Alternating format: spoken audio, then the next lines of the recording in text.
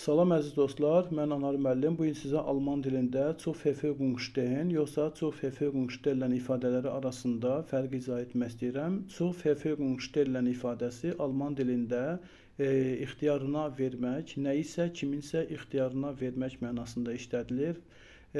Və yaxud da zu Verfügungstehen isə kiminsə ixtiyarında olmaq mənasında istifadə olunur. Deyəcək indi məsəl üçün Ich stelle mein Auto dir zur Verfügung. Mən maşınımı sənin ixtiyarına verirəm. Ich stelle mein Auto dir zur Verfügung.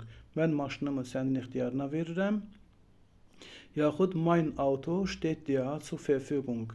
Mənim maşınım sənin ixtiyarındadır. Mein Auto steht dir zur Verfügung. Mənim maşınım sənin ixtiyarındadır.